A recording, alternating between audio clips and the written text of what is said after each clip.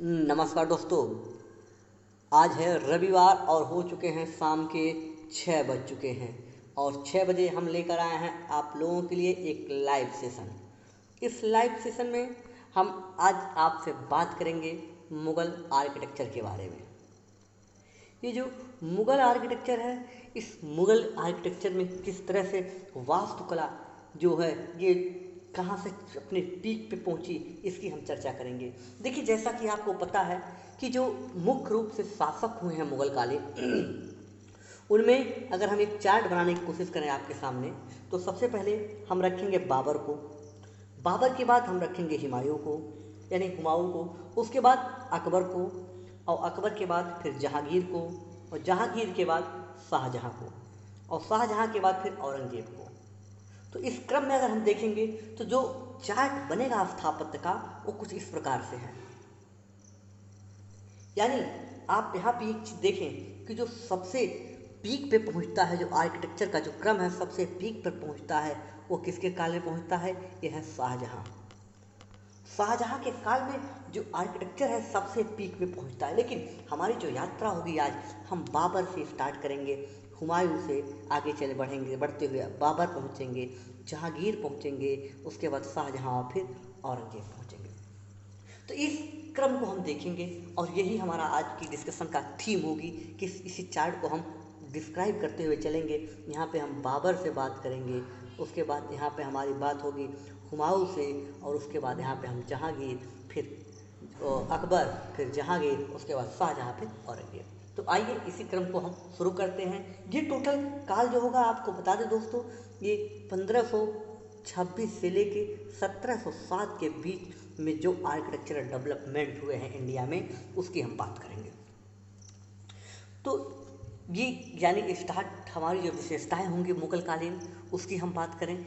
इसमें आपको जो सबसे पहली मुग़ल कालीन आर्किटेक्चर की जो फीचर विशेषता होगी, आप देखेंगे इस काल में जितने भी स्थापत्य कलाएं बनाई गई हैं वो योजनाबद्ध हैं। योजनाबद्ध का मतलब प्री प्लान है, यानी इनको बनाने के लिए सबसे पहले एक प्लान तैयार किया, खाका तैयार किया गया, और खाके को फिर रियल में ढाला गया है। और दूसरी चीज़, अगर इसकी हम बात करें, जो दूसरा फीचर इसका महत्वपूर्ण हो गया, पहला फीचर है कि ये प्लान स्ट्रक्चर है। दूसरी जो इसकी महत्वपूर्ण विशेषता ये है कि इनके भवनों में चूना और सुर्खी का बहुत ज़्यादा प्रयोग मिलेगा आपको। चूना और सुर्खी, इनका प्रयोग बहुत ज़्यादा मिलता है। और साथ ही साथ आप देखेंगे जो ईंट पत्थर तक कंक्रीट आदि सामग्रियों का भी प्रयोग यहाँ बहुत है। तीसरी चीज़ जो महत्वपूर्ण इनके आर्किटेक्चर की है, तीसरी महत्वपूर्ण चीज़ आप देखेंगे, जो छत है, ये जो मुस्लिम आर्किटेक्चर है उसका भाग है। यानी यहाँ पे मेहराब, गुंबद,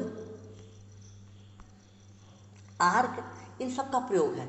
हिंदू जो परंपरा थी, वहाँ पे सपाट छत प्रणाली होती थी, वो सतीर और बीम से बनती थी।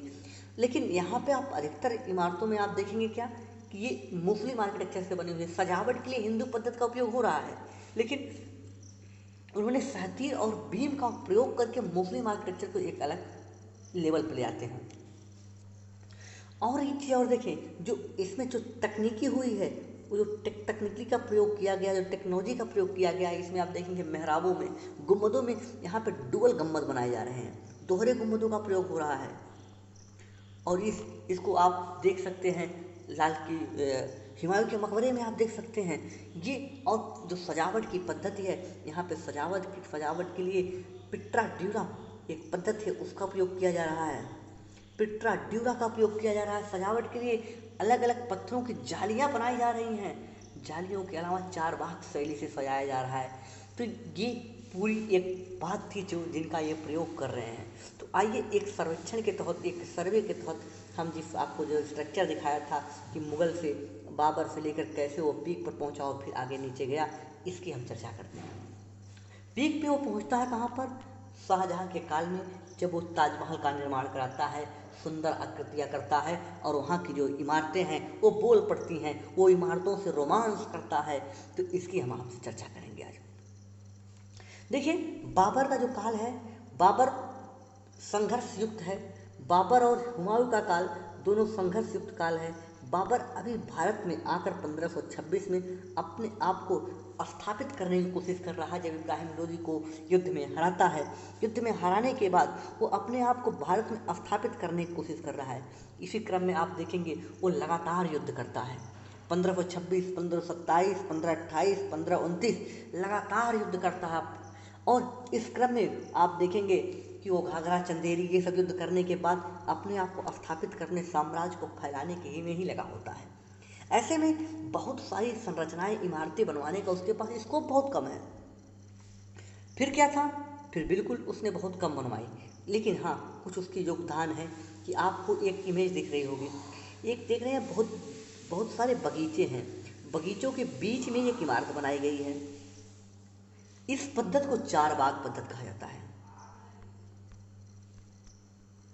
इस पद्धति को चार बाग पद्धति कहा जाता है। और इस पद्धति को पहली बार भारत में जिसने इंट्रोड्यूस किया, जिसने भारत में लाया, उसका नाम बाबर है। बाबर ने पहली बार भारत में चार बाग पद्धति का प्रयोग करना शुरू किया। और आप इन चार बाग पद्धति का प्रयोग आप बाबर ने आगरा में किया। आगरा में इसके प्रयोग को देख सकते हैं, दिल्ली में इसके प्रयोग को देख सकते हैं, काबुली बाग का जो पानीपत का काबुली बाग बना है वहाँ पर इसके प्रयोग को आप देख सकते हैं। तो ये बाबर का योगदान था। लेकिन इसके बाद जो दूसरा महत्वपूर्ण योगदान होता है वो है आपका योगदान होता है हुमायूं का। हुमायूं का रोल क्या है? हुमायूं भी आप देखेंगे बहुत ही व्यस्त रहता है, अपने संघर्ष में जीवन से लड़ता पिड़ता रहता है। लेकिन इसने भी उसके कुछ महत्वपूर्ण चीज़ें हैं जिनका निर्माण कराया है। उसमें एक महत्वपूर्ण है फतेहाबाद की मस्जिद। हुमायूं ने जो बनवाई है वो फतेहाबाद की मस्जिद बनवाई है। आप देखेंगे कि हुमायूं शेर शाह सूरी से संघर्ष करता है और शेर शाह सूरी से संघर्ष करने के बाद फाइनली वो हार जाता है, तो फिर फारस निकल जाता है। तो ऐसे में उसके पास भी स्कोप बहुत कम है। जो आर्किटेक्चर में जो डेवलपमेंट स्टार्ट होगा वो अकबर के काल से शुरू होता है। जब अकबर आएगा तो चूंकि इसके पास स्थायित्व बना रहेगा और ये पूरी तरह से स्थायित्व पा जाएगा, तो ये अपने आर्किटेक्चर को चरम पर पहुँचाएगा। इसके अलावा इसके बाद जो भी शासक आएंगे, चाहे जहांगीर आए और चाहे शाहजहां, उसकी जो नींव अकबर डाल दिया उस नींव को आगे बढ़ाएंगे और सबसे आगे तक ले जाएगा शाहजहां। तो उसी क्रम में हम इस डिस्कशन को आगे बढ़ाते हैं। तो सबसे पहले हम बात करेंगे यहाँ से आपसे कि अकबर की देखिए, पहले हमें चार बाग पद्धति की बताई जो बाबर ने यहाँ पे स्टार्ट की। बाबर का रोल हमने बताया। हमने आपको ये बताया कि जो हुमायूं है वो फतेहाबाद की मस्जिद का निर्माण कराता है। इसके बाद आप एक इमेज देख रहे हैं, यह है लाल किला, नहीं यह है आगरा का किला। यह है आगरा का किला। इस आगरे के किले का निर्माण कराया था अकबर ने। अकबर यहाँ पे कई सारे स्ट्रक्चर का निर्माण कराता है। अब इन स्ट्रक्चर में आपको कुछ एग्जाम्पल दें तो पहली बात, यहाँ पे दो डोर हैं। ये जो किला है इसके दो दरवाजे हैं। इसमें दो दरवाजों में पहला दरवाजा है दिल्ली दरवाजा, नाम इसका दिया गया है, और दूसरा अमर सिंह दरवाजा। इसके दो दरवाजे दिए गए हैं। इसके बाद अगर देखें तो दिल्ली में इसने कुछ स्ट्रक्चर बनाए महत्वपूर्ण। दिल्ली में इसके कुछ स्ट्रक्चर हैं। इसने दिल्ली में आप देखेंगे हुमायूं का मकबरा बनवाया। हुमायूं का मकबरा, हालांकि ये अकबर के शासनकाल में बनाया गया है। इसका निर्माण कराया था हाजी बेगम ने। नाम आप देखें, आपको हुमायूं का मकबरा दिखाते हैं। ये इमेज आप देख रहे हैं, बड़ी ही सुंदर एक ऊंचे प्लेटफार्म पर बनाई गई की आकृति है। बहुत ही सुंदर चबूतरे पे बनाया गया है, अष्टकोणीय इमारत है। इसका जो आर्किटेक्चर थे, इसके आर्किटेक्ट थे उनका नाम था मिर्जा गियास खां। मिर्जा गियास खान ने इस आर्किटेक्चर को प्लान करके जिस तरह से ढाला है, ये माना जाता है कि ये आगरा जो ताजमहल है उसका अग्रगामी है। इससे बहुत सारी प्रेरणा ताजमहल को बनाने में मिली होगी शाहजहां को। इसी आकृति को निकालना चाह रहा होगा वो, लेकिन उससे भी खूबसूरत वो बना दिया। ये है हुमायूं का मकबरा। इसके कुछ विशेषताओं की अगर हम बात करें तो सबसे महत्वपूर्ण विशेषता ये है कि ये यूनेस्को की जो विश्व विरासत सूची है उस विरासत सूची में ये शामिल है। और इतना ही नहीं, ये भारत की मुगल कालीन की प्रथम ऐसी इमारत है जहाँ पे दोहरे गुंबद का प्रयोग किया गया है। दोहरे गुंबद का सफल प्रयोग पहली बार यहीं पे दिखाई देता है। और ये जो बना हुआ है यहाँ पे आप देखेंगे तो इसके निर्माण में फारसी पद्धत का जो फारसी प्रभाव है वो दिख रहा है। जो फारस का इफेक्ट होता है, जो प्रभाव होता है वो यहाँ पे झलकता हुआ दिखाई देता है हुमायूं के मकबरे में। इतना ही नहीं, और यहाँ पे जो ये मटेरियल का यूज किया गया है, यहाँ पे चुनार के बलुआ पत्थर का प्रयोग किया गया है।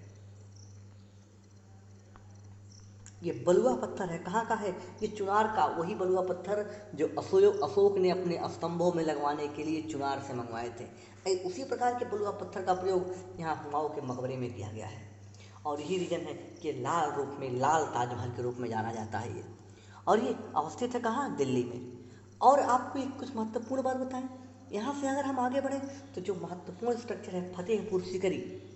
फतेहपुर सीकरी की अगर हम बात करें तो पूरा जो फतेहपुर सीकरी बना है, फतेहपुर सीकरी के कुछ महल हैं, लेकिन फतेहपुर सीकरी जितना भी टोटल आर्किटेक्चर वहाँ पे काम किया गया है, वहाँ के जो आर्किटेक्ट थे उनका नाम था बहाउद्दीन। बहाउद्दीन जो फतेहपुर का टोटल स्ट्रक्चर है उसको निर्माण करने के लिए जिन्होंने प्लान किया था और प्लान करता थे बहाउद्दीन। वास्तुकार वहाँ के कौन थे? बहाउद्दीन।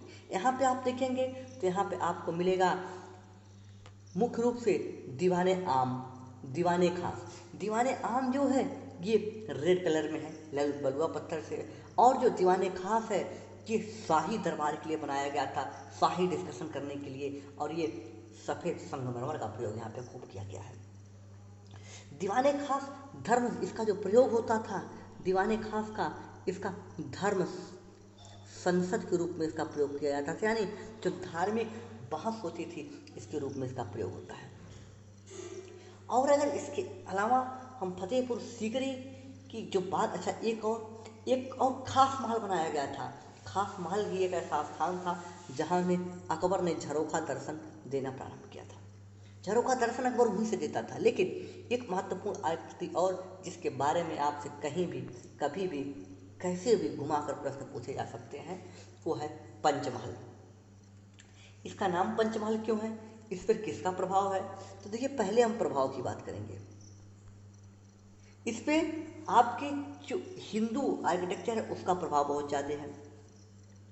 आप देखिए, इसको फ्लैट नहीं बनाया गया है, इसमें गुंबदाकार आकृति ढालने की कोशिश नहीं की गई है, इसे सपाट छतों के पर ढालने की कोशिश की गई है। और साथ ही साथ यहाँ पर जो हिंदू आर्किटेक्चर है, जो इंडस आर्किटेक्चर है या हिंदू आर्किटेक्चर है, उसका प्रभाव देखने को बहुत मिलता है।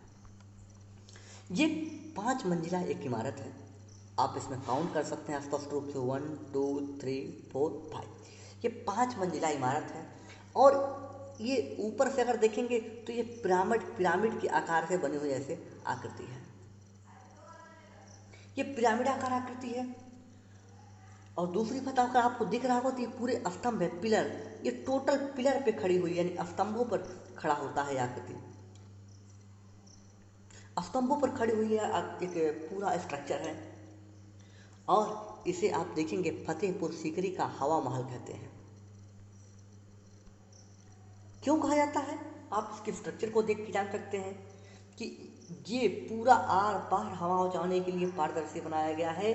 और इतना सुंदर आर्किटेक्ट जिसने इसको डिजाइन किया, जिन्होंने इसे जमीन पर उतारा, वो वास्तुकार थे, वो आर्किटेक्ट थे बहाउद्दीन। बहाउद्दीन ने इसे जमीन पर उतारने का काम किया और ये अकबर कालीन एक इमारत है। इसके बाद अगर हम बात करेंगे तो अकबर कालीन कुछ महत्वपूर्ण इमारत और है। इसमें सबसे प्रमुख इमारत हमारे पास है जामा मस्जिद। अगर जामा मस्जिद की हम बात करेंगे तो जामा मस्जिद ये बना हुआ है कहाँ पे? ये दिल्ली में है। और एक आप देखेंगे दूसरी चीज़, एक आगरा में भी जामा मस्जिद है। आगरा की जामा मस्जिद का निर्माण अकबर ने करवाया था। और यहीं पे आप देखेंगे बुलंद दरवाज़ा है। या फतेहपुर सीकरी की जामा मस्जिद, यहाँ पे आप देखेंगे बुलंद दरवाज़ा है फतेहपुर सीकरी में। जो फतेहपुर सीकरी की जो जामा मस्जिद अकबर ने बनवाई, उस जामा मस्जिद के लिए जो दरवाज़ा का उपयोग किया उसे बुलंद दरवाज़ा कहते हैं।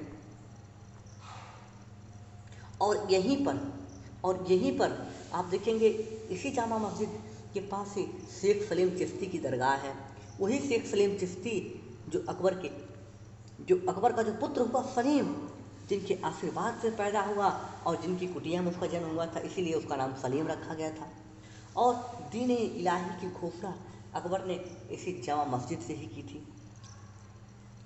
अकबर कालीन स्ट्रक्चर में एक और है मरियम उजमानी का महल। यहाँ पर जो मरियम उजमानी का जो चित्र महल है, उस पर भित्ति चित्र के उदाहरण मिलते हैं।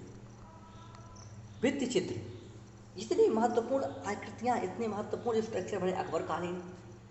अकबर के काल की कुछ और हम अगर विशेषताओं पर अगर हम प्रकाश डालें तो आप देखेंगे कि ये 2 स्थानों पर इसकी इमारतें प्राय नष्ट हो चुकी हैं। इसके पूरे आर्किटेक्चर के 4 केंद्र हुए करते थे। पहला आप देखेंगे आगरा है, दूसरा फतेहपुर सीकरी है, तीसरा आप देखेंगे इलाहाबाद है और चौथा दिल्ली। ये 4 इसके केंद्र हुआ करते थे और इसमें से 2 जगह की इमारतें इसकी नष्ट हो चुकी हैं। आप इलाहाबाद में देखेंगे तो अकबर का किला है जो यमुना नदी के किनारे बनाया गया है। बहुत ही अच्छा सुंदर आर्किटेक्चर वहाँ पर भी देखने को मिलता है। अभी भी जो इमारतें जीवित हैं, जो बची हुई हैं, वो अत्यंत सुंदर हैं। इसकी वास्तुकला की अगर विशेषताओं की अगर हम बात करें अकबर के, क्योंकि अकबर को हम डिटेल में इसलिए अध्ययन कर रहे हैं क्योंकि यहाँ से प्रश्न आ सकते हैं।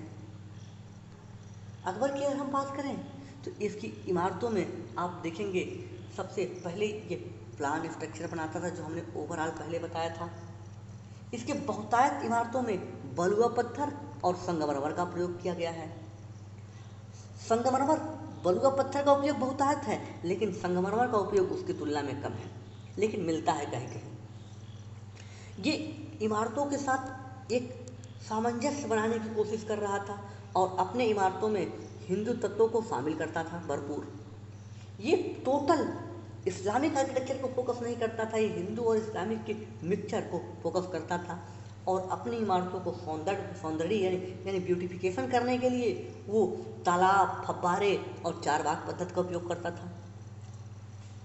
आप देखेंगे तो ये जितने भी हिंदू धर्म हैं, हिंदू धर्म या बौद्ध धर्म, जितने भी भारत में धर्म डेवलप हुए, उन सभी धर्म की डिजाइनों को लेकर ही वहाँ की सजावट करता था। और जो पंचमहल, जो आपको इमेज दिख रहा है पंचमहल, ये पंचमहल बौद्ध धर्म से प्रभावित बहुत है। ये इस पर और अब बौद्ध धर्म, यहाँ पंचमहल के साथ साथ आप जोधा माई का भी महल देखेंगे तो वहाँ पर भी हिंदू जो धर्म का प्रभाव है वहाँ पर स्पष्ट रूप से झलकता है, यहाँ पे झलकता हुआ दिखाई देता है इन दोनों पर। तो ये अकबर कालीन विशेषता थी। अकबर के बाद अगर हम बात करेंगे तो अकबर के बाद जहांगीर के काल की बात करेंगे। जहांगीर के काल की बात जब हम करेंगे तो आप देखेंगे जहांगीर ने भी कुछ स्ट्रक्चर बनवाए हैं बड़े सुंदर सुंदर। आप यहाँ पर एक तो आप अकबर का मकबरा देखेंगे, ये आपको इमेज दिख रही है अकबर का मकबरा है। ये कहाँ पर अवस्थित है? ये है सिकंदराबाद में। सिकंदराबाद कहाँ? सिकंदराबाद आगरा में है। ये आगरा सिकंदराबाद में ही अकबर का मकबरा है। और देखेंगे ये मकबरा की विशेषता, जितनी भी महत्वपूर्ण चीज़ें बनाई गई हैं, मकबरा बनाए गए हैं, सब में गुम्बद बनाए गए थे। लेकिन स्पष्ट रूप से आप अकबर के मकबरे में यहाँ पे देख पा रहे होंगे कि यहाँ पर गुम्बद का निर्माण नहीं है, यानी इनके कार्य इस अकबर के मकबरे में गुम्बद का निर्माण नहीं किया गया। और दूसरी चीज़, यहाँ पे देखेंगे 4 मीनारों का निर्माण किया गया चारों कोनों पर। अकबर के मकबरे में मीनार नहीं है, लेकिन 4 गुम्बद नहीं है, लेकिन 4 मीनार बनाए गए हैं। और कहाँ पे है? ये है आपका कहाँ पे? ये आपका है सिकंदराबाद में। इतनी बातें अगर स्पष्ट, तो एक महत्वपूर्ण आकृति और दिखाएंगे, एक महत्वपूर्ण स्ट्रक्चर और दिखाएंगे आपके सामने। ये है जी, आपको नाम उसको देखकर याद आना चाहिए। जैसे ताजमहल को आप देखकर नाम याद ले लेते हैं, उसी तरह इसका नाम भी आपको याद आना चाहिए। आपकी जानकारी के लिए बता दें, इसे बेबी ताज के नाम से जानते हैं। इसे बेबी ताज के नाम से जानते हैं। कौन सी आकृति हो सकती है जिसे बेबी ताज के नाम से जाना जाता है? एक बार फिर लिखते हैं, क्या नाम? बेबी ताज के नाम से जानते हैं इसको। और बेबी ताज के नाम से जाने जाने वाली जो स्ट्रक्चर बनी है आगरा में, उसका नाम है एतमादुल्ला का मकबरा, एतमादुल्ला टॉम्ब। ये एतमादुल्ला का मकबरा है। ये कौन था एतमादुल्ला? ये नूरजहां का पिता था। नूरजहां के पिताजी थे ये, और नूरजहां ने ही इस आकृति को बनवाया था, यहाँ पे इस स्ट्रक्चर को यहाँ बनवाया था। और भारत में पहली बार पिट्राड्यूरा पद्धति का प्रयोग किया गया है। पहली बार यहाँ पे बड़ी मात्रा में पिट्राड्यूरा जो शैली है, उस शैली का, स्टाइल का यहाँ भरपूर प्रयोग किया गया है। ये आप देख रहे हैं कहाँ का? एतमादुल्ला का मकबरा। ये किसके शासनकाल में बना? जहांगीर जब शासनकाल में आता है, उसके शासनकाल में दो आकृतियाँ महत्वपूर्ण बनती हैं, एक अकबर का मकबरा और दूसरा एतमादुल्ला का मकबरा। और निर्माण इसे जहांगीर कौन करवाता है? इसको करवाते हैं जो एतमादुल्ला का मकबरा है, नूरजहां। नूरजहां हमने बताया था कि नौरोज त्यौहार के समय जहांगीर का उन पर दिल आ गया था, और जहांगीर का जब दिल आ गया तो उसने शादी कर ली। तो ये थी महत्वपूर्ण चीज़, एतमादुल्ला का मकबरा। ये आगरा में अवस्थित है, इसे बेबी ताज के रूप से जाना जाता है। इसके बाद अगर हम बात करें तो आप देखेंगे इसी आगरे में ही एक और महत्वपूर्ण स्ट्रक्चर है जिसे अब्दुल रहीम खान खाना का मकबरा कहते हैं। और आप देखेंगे तो जो इसके काल में अगर देखें, जो अकबर कालीन काल है, इस काल में भी आपको वही सब विशेषताएं मिलेंगी। इसने बहुत सारे, अच्छा एक चीज महत्वपूर्ण, जहांगीर का काल है, जहांगीर काल में सबसे ज़्यादा बाग का निर्माण किया गया। जो चार बाग शैली थी, उस चार बाग शैली में सबसे ज़्यादा बागों का निर्माण इसी के काल में किया गया, जिसका कुछ उदाहरण आपको हम दे देते हैं। एक तो आपको बता दें शालीमार बाग, ये कहाँ पे है? ये जम्मू कश्मीर में है। एक और बताते हैं आपको, एक है दिलकश बाग, ये कहाँ पे है? ये लाहौर में है। एक और नाम बताते हैं आपको, निषाद बाग, ये कहाँ है? ये भी जम्मू एंड कश्मीर में है। तो ये बागों के निर्माण के लिए बहुत जाना जाता है।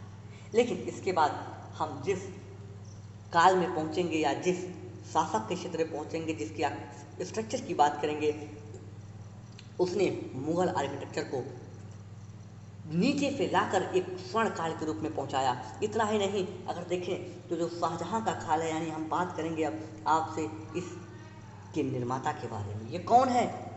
इसके बनाने वाला जो बादशाह है, उसका नाम है शाहजहां।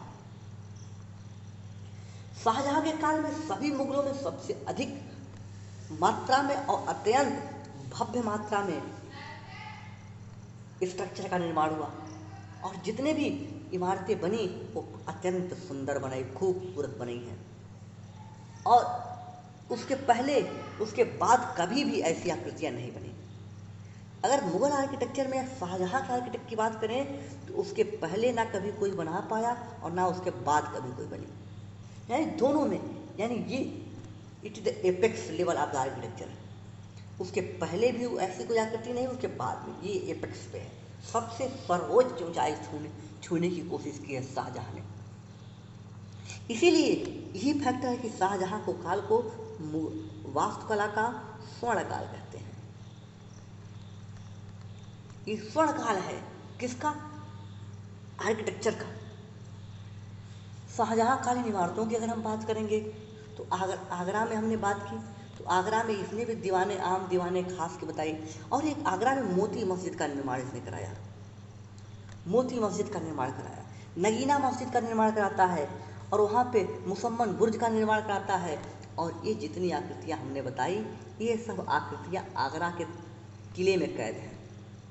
और आगरा के किले के ठीक सामने एक भव्य आकृति बनाई जो विश्व में सबसे अधिक फेमस है, और जिसका नाम था ताजमहल। आगरा के किले के ठीक सामने ताज का निर्माण कराया, और यही पैटर्न उसने दिल्ली में फॉलो किया। दिल्ली में जब वो लाल किले का निर्माण कराता है, दिल्ली में जो किले का निर्माण कराता है, उस दिल्ली के किले में वो लाल किले का निर्माण कराता है। लाल किले के बाद दीवाने आम बनवाता है, दीवाने खास बनवाता है, वहाँ पर रंग महल का निर्माण कराता है, शीश महल का निर्माण कराता है, जामा मस्जिद का निर्माण कराता है। लेकिन ये जामा मस्जिद को छोड़कर ये सभी किले के अंदर हैं, लेकिन इसके ठीक सामने एक बड़ी सी भव्य आकृति बनवाई जिसे जामा मस्जिद बनवा दिया वहाँ पे। यानी अब देखिए दोनों पैटर्न में एक समानता दिखाई दे रही है उसके। कौन सी? अब समानता भी कौन सी दिखाई पड़ रही है? समानता ये दिखाई पड़ रही है, सबसे पहले वो ये बड़ा सा किला बनवाता है, किले में वो कई आकृतियाँ कई इमारतें बनवाता है, उसमें दीवाने आम, दीवाने खास, रंग महल, शीश महल, नगीना कई मस्जिद का निर्माण कराता है। लेकिन इससे ठीक जुड़कर इसके ठीक सामने एक भव्य आकृति, एक भव्य इमारत और बनवाता है। यानी ये ट्विन डिजाइन बनवाता है, चाहे आप आगरा में देखेंगे और चाहे आप दिल्ली में देखेंगे। दिल्ली में अब इन दोनों, अब जो यहाँ भव्य इमारत होती है, जब ये दिल्ली की बात की जाएगी, अब दोनों का हम नाम लिख देते हैं, अगर दिल्ली की बात की जाएगी तो ये जामा मस्जिद हो जाती है और ये दिल्ली का किला हो जाता है। लेकिन अगर आगरा की बात की जाए तो ये आगरा फोर्ट हो जाता है और यहाँ पे ये ताजमहल हो जाता है। बात स्पष्ट। यानी दिल्ली किले के सामने जामा मस्जिद का निर्माण कराया गया और आगरा के किले के सामने ताजमहल का निर्माण कराया गया। ये उसकी स्ट्रक्चर का एक प्लान था और उसने प्लान करके इसको सुशोभित करना चाहा कि अगर हम अपने किले पर दिल्ली या आगरा के किले से देखें तो हमारे सामने जामा मस्जिद और ताज दिखना चाहिए। और ताजमहल का जो निर्माण कराया, इसकी तो बात अभी हम करेंगे डिटेल में ताज की, लेकिन अभी इसके प्लान की, किस प्लान के साथ वो काम कर रहा था, क्या उसके दिमाग पे चल रहा था, इतनी बातें अगर स्पष्ट हो गई तो यहाँ से हम अब ताज की बात कर लें कि ताज के बारे में क्या डिटेलिंग है। ताज को लेकर अगर हम बात करें तो ताज सबसे पहले इसका निर्माण आगरा किले के सामने हुआ है, सबसे पहली बात। दूसरी, इसमें इस्लामिक शैली का सबसे सुंदर उदाहरण देखने को मिलता है और जो इसका गुम्बद है ये बल्बस गुम्बद है। बल्बस गुम्बद क्या होता है जी? यानी प्याज की आकृति के आज जो गुम्बद होता है, जो प्याजाकार गुम्बद होता है, उसे बल्बस बोलते हैं। यानी सीधे घुमा ना हो, ऐसे मूव ना हो, मूव होने के बाद यहाँ पर प्याज, जिस तरह प्याज होती है उस आकार से अगर मूव कर जाए ये, तो उसे बल्बस बोलते हैं। तो ये बल्बस गुम्बद का एक एग्जाम्पल है। और इसके जो वास्तुकार थे बहुत ही महत्वपूर्ण है। इसके जो आर्किटेक्ट थे, इसके आर्किटेक्ट का नाम था उस्ताद अहमद लाहौरी। उस्ताद अहमद लाहौरी जी आर्किटेक्ट थे किसके? आगरा के ताज के। और यहाँ पर देखेंगे पिट्रा ड्यूरा की जो बेहतरीन सजावट की गई है, बड़ी बारीकी से आप देखेंगे पिट्रा ड्यूरा की सजावट की गई है। यहाँ पर सजावट के लिए आप देखेंगे क्या क्या है। यहाँ पर सजावट के लिए फूल पत्तियों का उपयोग किया गया है, यहाँ पर सजावट के लिए हाथी का उपयोग किया गया है, यहाँ पर सजावट के लिए कुछ चिन्हों का उपयोग किया गया है, यहाँ पर सजावट के लिए पिट्रा ड्यूरा का उपयोग किया गया है। यहाँ पर जालियों की बेहतरीन डिजाइनें बनाई गई है और इसी कारण से ये विश्व की 7 आश्चर्यजनक स्थलों में से एक है आगरा का ताज। ऐसे ही नहीं बना, इसकी जो तारीख, इसकी जो तकनीकी अपनाई गई है बहुत ही सुंदर, बहुत ही लाजवाब अपनाई गई है। और ऐसे ही देखने में यह नहीं लगता कि देखने से जैसे लगता है कि यहाँ के कारीगरों ने पत्थरों से रोमांस किया हो, कुछ इस तरह दिखाई पड़ता है कि जैसे पत्थरों से रोमांस किया गया हो और पत्थरों को जीवित कर दिया गया। तो ये एक कलाकारी थी, ये था हमारे शाहजहाँ का काम, जिसने मुगल आर्किटेक्ट को स्वर्णकाल के रूप में दिखाया और पूरे भारत में एपेक्स लेवल पहुंचाया।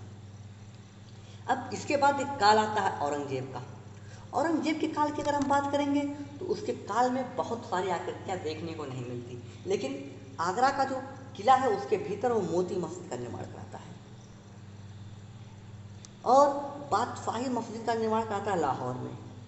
और रजिया और दुर्रानी यानी बीबी का मकबरा ये औरंगाबाद में बनवाता है, बीबी का मकबरा औरंगाबाद में बनवाता है।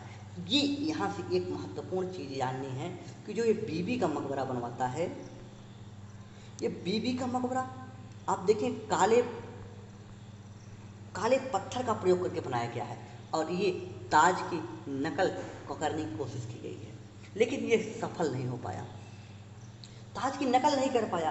अगर ताज की नकल नहीं कर पाया तो ये कहीं ना कहीं असफल रहा और इसीलिए उस आकृति को बड़ी ही धूसर आकृति के नाम से जानते हैं, लेकिन फिर भी दक्षिण का उसे ताजमहल कहते हैं। दक्षिण का ताज कहते हैं बीवी के मकबरे को या रजिया उल दुर्रानी के मकबरे को।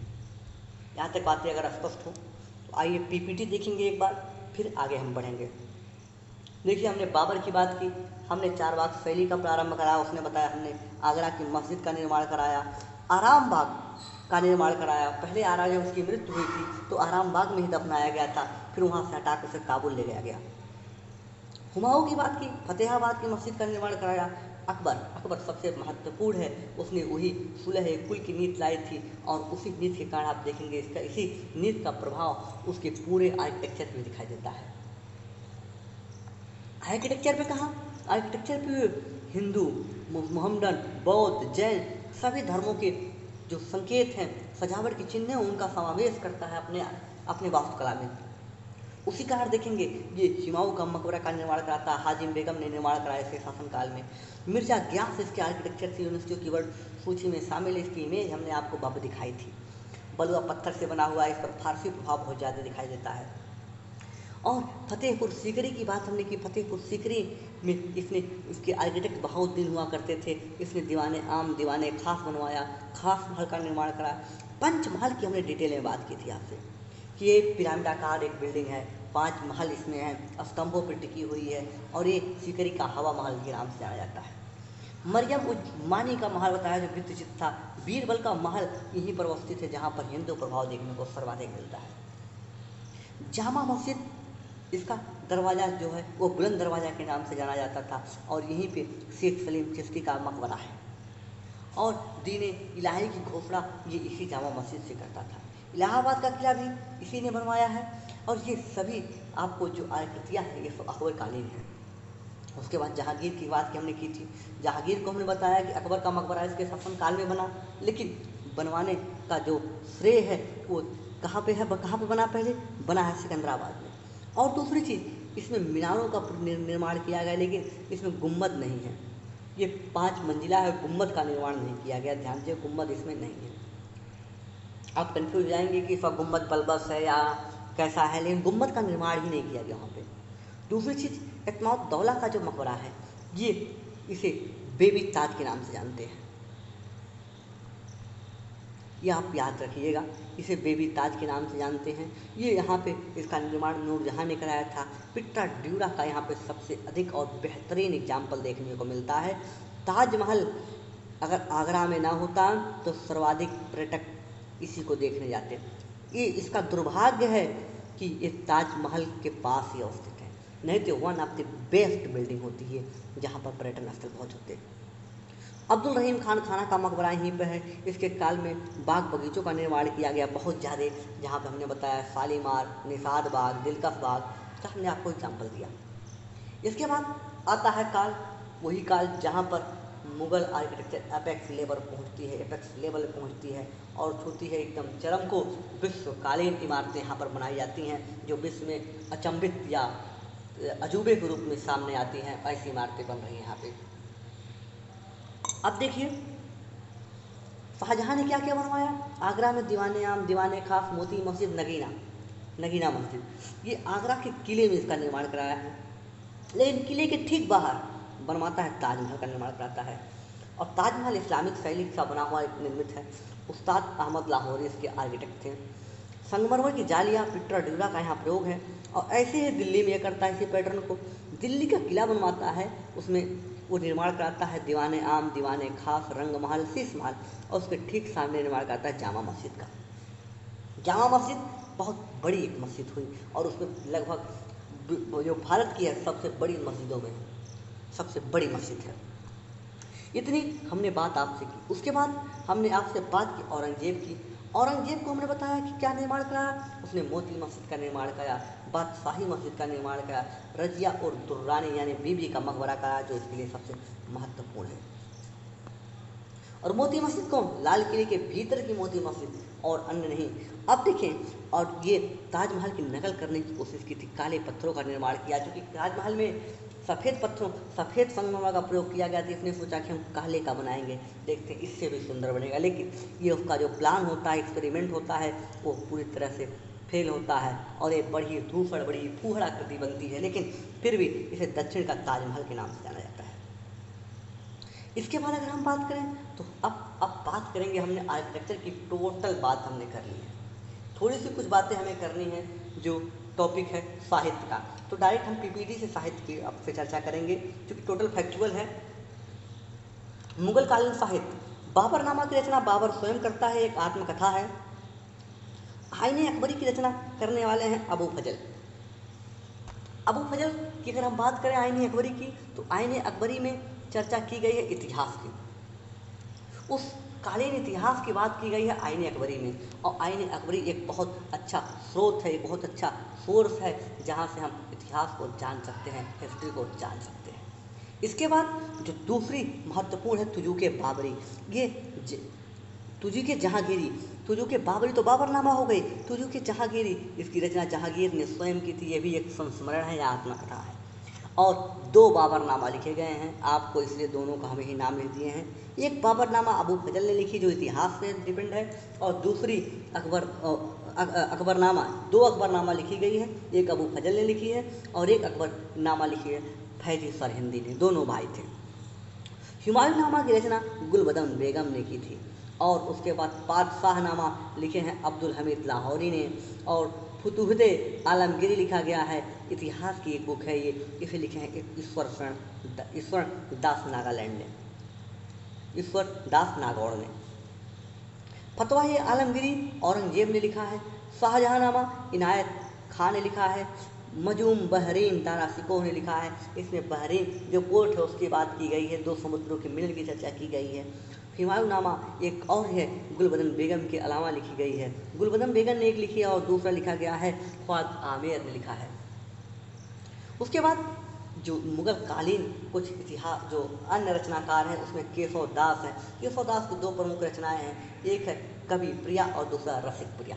उनके अलावा बदायूनी एक आलोचक हुआ, स्वतंत्र आलोचक हुआ, ये आलोचना करता है अब उस अपने शासन का, उस मुगल शासनकाल की कई, और ख़ास करके ये जो अकबर हैं, अकबर की जो कुल की नीति थी उसका विरोध करता है ये बदायूनी, और लिखता है क्या, इसने लिखा मुक्त खातू तवारीख, ये इस पुस्तक को भारत का आम इतिहास के रूप में देखा जाता है। तुलसीदास है, इसी काल में रामचरितमानस की रचना मिलती है और विनय पत्रिका की रचना मिलती है। और साथ ही साथ इस काल की कुछ महत्वपूर्ण महिलाओं का नाम आपको हम दे देना चाहते हैं जिनका योगदान इस इतिहास में बहुत रहा।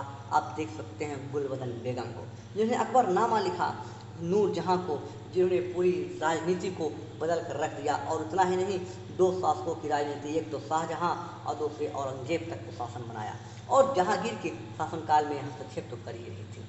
उसके बाद आपको बात करें हम अंजुमन बानो बेगम की मुमताज महल की, जिनके नाम पे शाहजहां ने खुद एक ताजमहल बनवा दिया, जिनका नाम आज स्वर्णिम अक्षरों में है। जहां आरा और जेबुन्निसा भी एक महत्वपूर्ण हुई हैं, जो यहाँ पर एक विदेशी महिलाओं में इनकी गिनती की जाती है।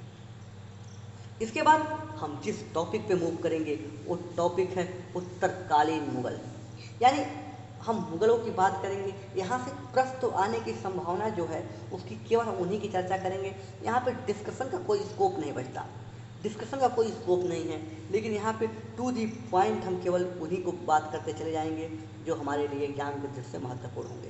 तो यहाँ से आप समझने की कोई कोशिश ना कीजिएगा, बस इतना ही देखिएगा इस डिस्कशन में कि 2 फैक्ट है वो कौन कौन सा है, और उन्हें आप नोट करते चले जाइएगा, ठीक है। देखिए, सबसे पहले इस काल की हम बात करें तो इस काल में जो प्रथम शासक होता है उसका नाम है बहादुर शाह जफर।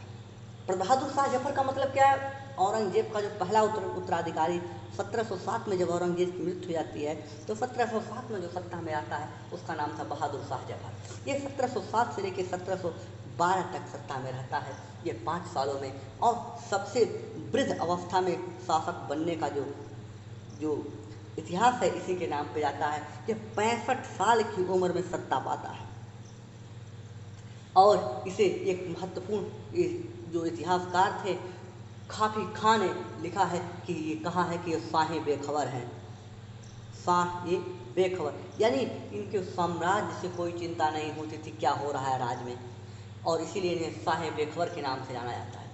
दूसरा महत्वपूर्ण शासक होता है, आपको इमेज में दिखाया गया है, जहांदार शाह। जहांदार शाह 1712 से लेकर 1713 के बीच में ये शासन करता है। केवल 1 साल के लिए इसके शासन में आता है और उसी 1 साल में इसने 2-3 काम महत्वपूर्ण किए। पहला काम, इसने तुरंत प्रभाव में आते ही जजिया कर की समाप्ति कर दी, और दूसरा इसने इसका एक लाल कुंवर की इनकी एक प्रेमिका हुआ करती थी, उनसे इनकी संबंध है। फर्रुखसियर और सैयद बंधुओं ने मिलकर इनकी हत्या कर देते हैं। उसके बाद अगला शासन आता है फर्रुखसियर का। अब 1713 में जब जहांदार शाह की हत्या हो जाती है तो शासन में आता है फर्रुखसियर शासन में आता है, और जो सैयद बंधु हैं ये रोल अदा करते हैं क्या, किंग मेकर का, यानी राजाओं के निर्माण का रोल अदा करते हैं, किंग मेकर का अदा करते हैं रोल। और इसीलिए आप देखेंगे इनका वर्चस्व, इनका ओहदा बहुत ही बड़ा है। और आप देखेंगे फर्रुखसियर को राजा बनाने में, सुल्तान बनाने में इन्हीं का योगदान होता है। सिख नेता बंदा बहादुर को फर्रुखसियर ने ही फांसी दी थी। और देखेंगे जॉन शरमैन के नेतृत्व में इनकी ये एक बड़ी स्टोरी आती है कि इनकी तबीयत एक बार खराब होती है और अंग्रेज़ों का एक दल इनके दरबार में आता है। उसमें से एक डॉक्टर होता है जिसका नाम था हैमिल्टन, और उस दल के नेता थे, आप देखेंगे, जॉन शरमैन। सुल्तान बीमार पड़े होते हैं तो इस डॉक्टर ने उनका इलाज कर देता है, और जब इलाज कर देता है तो डॉक्टर सुल्तान की फर्रुखसियर की तबीयत में बड़ा सुधार आता है और जल्दी और ठीक हो जाते हैं। और फर्रुखसियर इतना खुश हो जाते हैं कि अंग्रेज़ों को पूरी व्यापारिक छूट देते हैं। और व्यापारिक छूट जो देते हैं, इसी व्यापारिक छूट को ईस्ट इंडिया कंपनी का मैग्ना कार्टा कहते हैं। किसने दिया था? देने वाला शासक है फर्रुखसियर। क्यों दिया? एक इलाज के कारण। और देखें तो जो सैयद बंधु हैं, सैयद बंधु फिर यहाँ पे एक रोल अदा करते हैं। मराठों की सहायता से ये जो फर्रुखसियर है, फर्रुखसियर को अंधा कर देते हैं। अंधा करने के बाद इसे मार डालते हैं। उसके बाद शासक बनता है एक बहुत छोटे समय के लिए रफ़ी उल दर्राज जो शासक बनता है वो बहुत ही कम समय के लिए बनता है। 28 फरवरी को 1719 में शासन में आता है, और ठीक 1719 में ही वो 4 जून 1719 से शासन से हट जाता है। सबसे छोटा काल इसी का, सबसे छोटा शासनकाल इसी का है। इसके बाद रफीदौला शासन में आते हैं, जिन्हें शाहजहां द्वितीय के नाम से भी जाना जाता है। इनका भी शासनकाल छोटा होता है। ये 6 जून 1719 को सत्ता में आते हैं और 17 सितंबर 1719 में ये सत्ता से बाहर होते हैं। ये बड़ा है दुर्बल और कायर हुआ करते थे, और इसीलिए इन्हें कायर बादशाह कहा गया है, घृणित कायर भी कहता है। इसके बाद जो महत्वपूर्ण शासक सत्ता में आता है उसका नाम है रंगीला बादशाह। इसकी हरकतें ही ऐसी थी कि उन्हें रंगीला बादशाह कहा जाता था। इनका रुझान अक्सर जो महिलाएं होती थी, महिलाओं की ओर था। अय्याशी पर ये डिपेंड होते थे पूरी तरह, अय्याश बादशाह भी इन्हें कहा गया है। अगर देखें तो एक महत्वपूर्ण चीज़ आपको यहाँ देखने की मिलेगी, ये रंगीला बादशाह, ये इसी के शासनकाल में सैयद बंधुओं का अंत हो जाता है। जो सैयद बंधु हैं, सैयद बंधुओं का अंत इसी के शासनकाल में होता है। इसके बचपन का नाम रोशन अख्तर था। फर्रुखसियर जो रंगीला बादशाह होता है, इसके बचपन का नाम रोशन अख्तर हुआ। अब एक महत्वपूर्ण और चीज़ आपको बताएं, इसके शासनकाल में जो रंगीला बादशाह था, रंगीला बादशाह के शासनकाल में जिसका नाम मोहम्मद शाह था, इसके शासनकाल में नादिर शाह का भारत में आक्रमण होता है। और इस बीच में जो नादिर शाह है वो आक्रमण करता है, तो जो भारत में कोहिनूर जो तख्ते ताउस था, उस तख्ते ताउस को ले जाता है, मयूर सिंहासन को ले आता है, और साथ ही साथ मयूर सिंहासन को ले जाने के साथ ही आप देखेंगे यहाँ के जो कोहिनूर हीरा था उसे भी उठा ले आता है, और धीरे बाद में ब्रिटेन तक पहुँचता है। इसकी कहानी अलग है। लेकिन एक महत्वपूर्ण चीज़ और है कि यहाँ पर इसी के शासनकाल में, रंगीला बादशाह के शासनकाल में, अब जो छोटे छोटे राज्य थे, जैसे अवध हो गया, हैदराबाद हो गया, ये सब टूटकर अलग होते हैं, बंगाल हो गया, ये सब धीरे धीरे टूटकर अलग होते हैं, एक नए राज्य की स्थापना करते हैं। और जो नादिर शाह आक्रमण किया था, नादिर शाह को स्पष्ट निमंत्रण देने का कार्य किया था अवध के नवाब सआदत खान ने। जब शहादत खान ने नादिर शाह को आक्रमण का संदेश दिया कि आप आइए आक्रमण कीजिए और माल लूट के ले जाइए, ये रंगीला बादशाह अपने अय्याशी में लगा हुआ है, इस खबर को पाकर वो यहाँ पर आक्रमण करता है। और जब आक्रमण करता है तो ढेर सारा धन लूटता है, और साथ ही साथ जब आक्रमण करता है तो शहादत खां से भी धन मांगता है। और शहादत खां के पास धन तो कुछ था नहीं, और इसी चक्कर में अपनी जान बचाने के लिए वो घबरा कर जहर खाकर आत्महत्या कर लेते हैं, और शहादत खां की कहानी समाप्त हो जाती है। इसके बाद आप देखेंगे रंगीला बादशाह के बाद जो शासक होता है उसका नाम था अहमद शाह। ये होता है 1748 से लेकर 1754 के बीच में, और 1748 से लेकर 1754 के बीच में जो महत्वपूर्ण चीज़ें इसके साथ घटी हैं वो क्या है। अब देखिए जो अहमद शाह अब्दाली है, इसके पहले नादिर शाह आक्रमण कर रहा था, अब अहमद शाह अब्दाली ने आक्रमण किया, और इस आप देखेंगे 6 सालों में उसने टोटल 7 बार आक्रमण किए हैं, और टोटल 7 बार आक्रमण किए हैं, और इन 6 सालों में उसके आक्रमण 5 बार हैं। और इसे आप देखेंगे जो अहमद शाह अब्दाली है, इसे कहा जाता है दुर्रे दुर्रानी के नाम से भी जाना जाता है, और यानी युग का मोती कहते हैं, दुर्रे दुर्रानी का अर्थ होता है। इसके बाद जो शासन में आता है दुर्रे के जो अहमद शाह है, इसके बाद जो शासन में आते हैं वो होते हैं आलमगीर द्वितीय। यहाँ से केवल फैक्चुअल प्रश्न आएंगे, कोई यहाँ से बहुत कॉन्सेप्ट नहीं है, तो इसी के साथ हम धीरे धीरे मिडल इंडिया को समाप्त करते हैं, मॉडर्न इंडिया में एंट्री कर रहे हैं। आप देखेंगे आलमगीर द्वितीय हैं। आलमगीर द्वितीय किस समय प्लासी का युद्ध हुआ है 1757 में। इनका शासनकाल है 1754 से लेकर 1759 के बीच, और इन्हीं के शासनकाल में प्लासी का युद्ध होता है। पहली बार अंग्रेज ने एक व्यापारिक कंपनी, पहली बार तलवार की कंपनी बन जाती है, जहाँ से वो राजनीतिक कंपनी युद्ध करना स्टार्ट कर देती है। प्लासी का युद्ध होता है पहली बार, और इन्हीं किसके शासनकाल, आलमगीर द्वितीय के शासनकाल में। ध्यान रखिएगा, ये चीज़ महत्वपूर्ण हो सकती है। इसके बाद शासनकाल आता है शाह आलम द्वितीय का। शाह आलम द्वितीय के बारे में आपको बता दें कि इनका शासनकाल 1759 से लेकर 1806 तक है, और आप देखेंगे इनके शासनकाल में बक्सर होता है। बक्सर का युद्ध इसी के शासनकाल में होता है, जो 1764 में होता है। और इतना ही नहीं, इलाहाबाद की जो संधि होती है उसमें शाह आलम द्वितीय ही शामिल होते हैं। इनका मूल नाम अली गौहर है। इसके बाद इनके लिए और एक महत्वपूर्ण चीज़ है कि पानीपत का तृतीय युद्ध, जो पानीपत तृतीय है, वो भी इन्हीं के शासनकाल में होता है। क्यों? क्योंकि 1804 तक के शासनकाल में रहेंगे, और 1761 में पानीपत होगा। और यही है जिन्हें बचाने के लिए मराठा आएंगे, जिसकी हम आज सुबह वाले वीडियो में हमने डिटेल में बात की थी। उसके बाद आप देखेंगे जो शासक आता है उसका नाम है बहादुर शाह जफर। बहादुर शाह जफर, ये बहादुर शाह जफर ये मुगल काल का अंतिम बादशाह होता है। अच्छा, आलम शाह द्वितीय के बाद बहादुर शाह जफर नहीं आकर बल्कि अकबर द्वितीय आते हैं। इतने सारे बादशाह, टोटल 17 बादशाह हुए हैं इस काल में। अब अकबर द्वितीय आते हैं, ये 1806 से लेकर 1837 तक इनका शासनकाल होता है। अंग्रेजों के संरक्षण में बनने वाले पहले बादशाह ये थे। इनके लिए एक ही महत्वपूर्ण फैक्ट है, यही है। अच्छा, एक चीज़ और भी जानना इनके बारे में। पहला फैक्ट हमने अकबर द्वितीय के बारे में क्या बताया कि अंग्रेजों के संरक्षण में बनने वाले पहले भारत के बादशाह। दूसरा, इन्होंने राजा राम मोहन राय को राजा की उपाधि दी थी, ये आपको जानना महत्वपूर्ण है। 2 चीज़ें इनके बारे में जानना है।